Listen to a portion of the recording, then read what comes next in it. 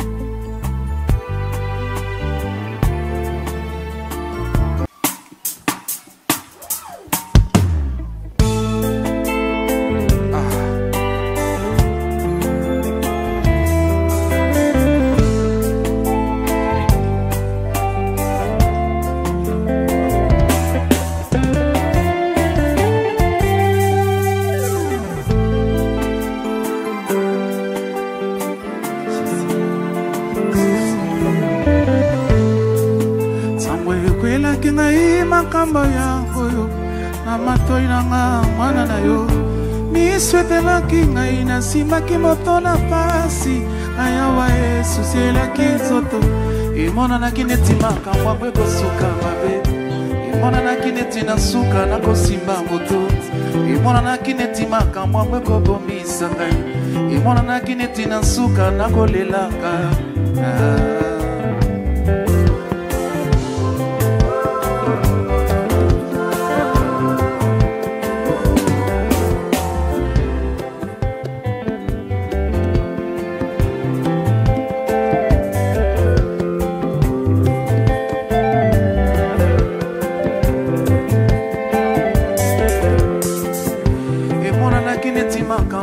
suka mabe emona na kineti na suka na kosimba moto emona na kineti makambo abekolelisa ngai emona na kineti makambo abekobomisa ngai ibongola bongola akoti makambo inatandi na vina ngai oyo naza kozela te kokisa Yesu silisinga loyembo ya koyemba o yayae sangisinga maloba ya koloba o na ebalinye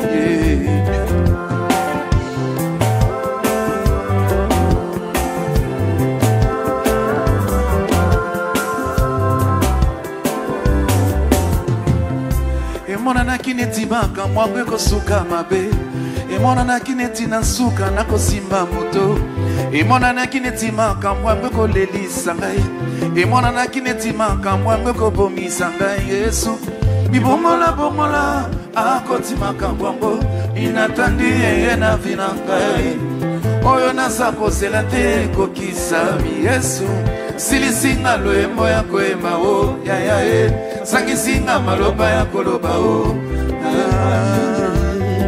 zamba basi pwiso inatandi azala bazelo moto ayebaka te o esaleli na ye kisana azalaka te ndenge bato basalaka o mokamwisi akamwisi ngai o mobogoli abongoli makambo o mopambusi misoli na ngai ya miso maloba esilanga apai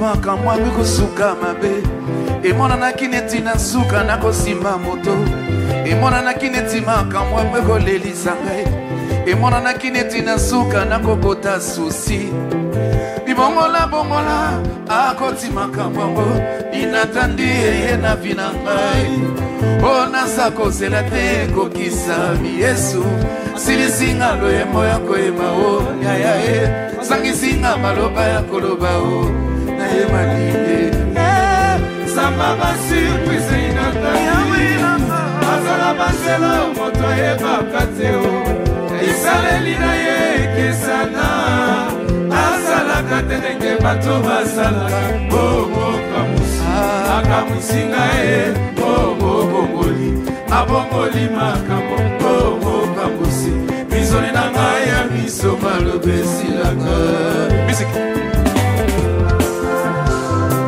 Samba ba surprise inattendue.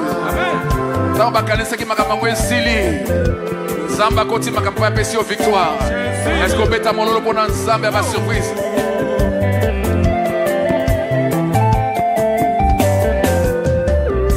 E mona na kineti na suka na kosima moto.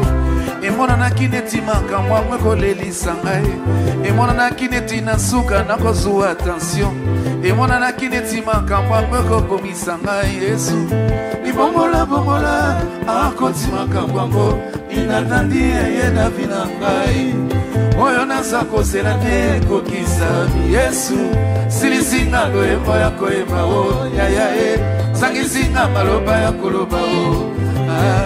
Yahweh Samba basipwisi inatandi Azala bazela moto yeba Isaleli na ye kesana Asala katenenge bato basalaka kamusi akamusinga bongoli abongoli makambo kamusi izoli na ngai ya miso maloba esilaka Yahweh nama Samba basipwisi inatandi Azala bazela moto yeba Isaleli na ye kesana Asala katenenge bato basalaka kamusi akamusinga bongoli abongoli makambo kamusi izoli na ngai ya miso maloba esilaka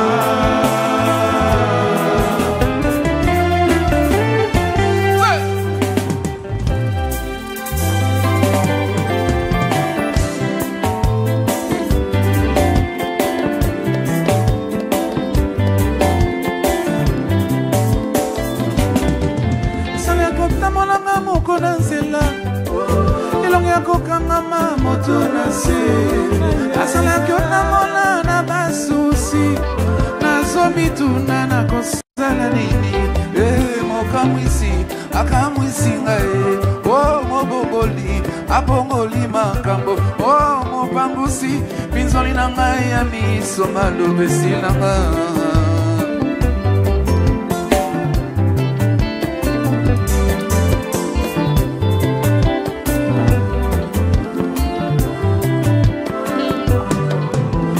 Kotambola makanisi ebele na moto sala koyeba te na kosala nuni susi azaki olobanga moko na nzela makambo etoni motema nabetela nani mokamwisi akamwisi ngai bongoli abongoli makambo mopangusi pinzoli na ngai ya miso maloba esilanga Yahweh Samba basipwisi Yahweh nama Azala bazela moto yeba Yahweh na boboye Isaleli na ye ekesala Asala katenenge bato basalaka kamusi akamusinga bongoli abongoli makambo kamusi izoli na ngai ya miso maloba esilanga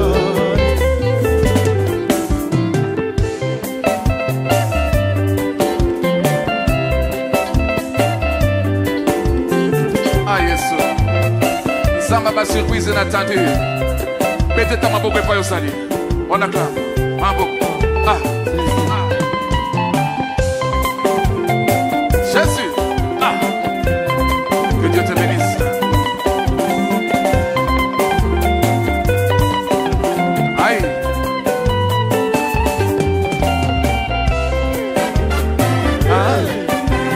Jésus.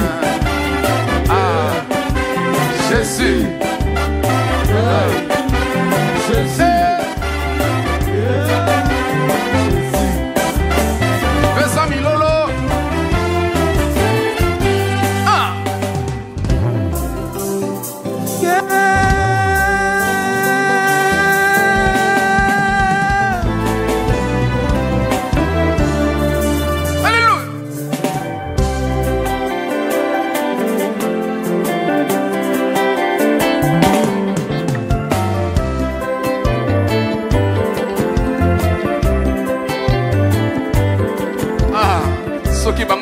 ya pourquoi pas biso.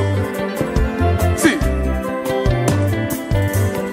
Nakata chambre na ngai, nazomi tuna ba question. Na fongoli Bible natangi Genèse tina Apocalypse po na yeba.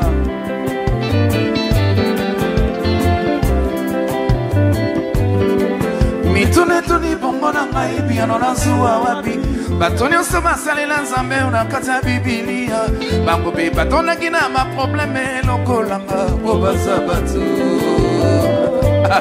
Musique.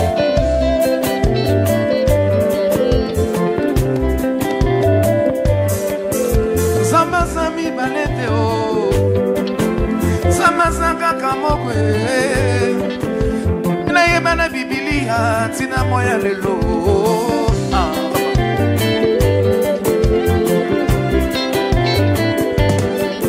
Zamba ya tomola esere o mwanetike Zamba balisariti o mwasi ya lisima Zamba ya tomola Dawidi mobokoli bampate o ya ya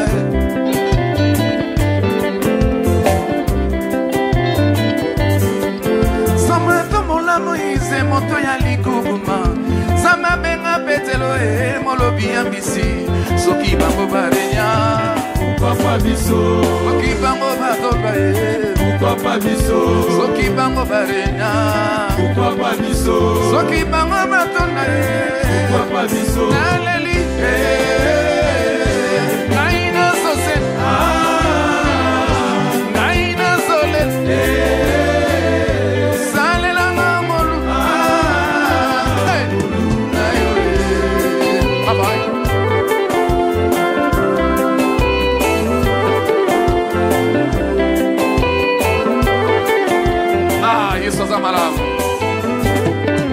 Zamba tomola Daniel mo na Babilone Zamba botisa Sara na kimobange Zamba balisarite o mwasi ya libabe o Soki bango barenya Pourquoi pas biso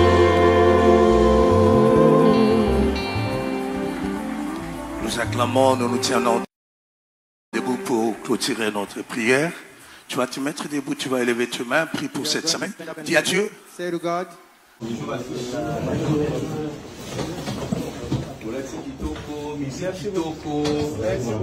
tout cas, est-ce que la musique chrétienne peut bailler par la musicienne? Parce que normalement il faut que tu me sois par là. Ah non, notre question dans la secret. Non, mais c'est incroyable la maturité musicale que vous avez. Waouh!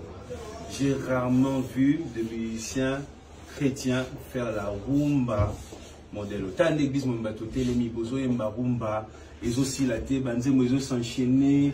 Vraiment, vous êtes habillés, vous êtes élégants, mais c'est incroyable. J'aime quand la musique chrétienne est faite dans la qualité à bout. Vraiment, merci. Merci. Et revenez sur Tamboli Tamboli de Bokinda, Dar es Salaam,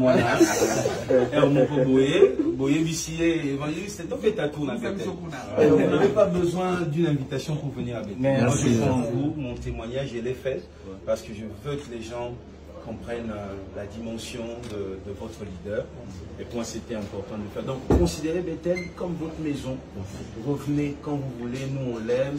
Il y a Bakenda Kaliboso, et Mamite. Donc, merci beaucoup. Merci. C'est nous qui vous remercions pour l'invitation. Merci pour cette considération. Les portes de Bethel nous sont ouvertes. Donc, les amis, c'est votre pasteur, c'est votre leader. Donc, à tout moment, quand on a besoin de venir, la porte est complètement ouverte. Donc, le meilleur reste à venir. Et que le Seigneur, pour vous servir avec beaucoup d'application, puisse vous bénir. Amen. Continuez à vous arroser. Amen. Celui qui arrose, c'est là lui-même. Arrosé. Merci beaucoup. Merci, soyez bénis encore. Merci. Sincères félicitations pour le travail en tout cas. Merci beaucoup.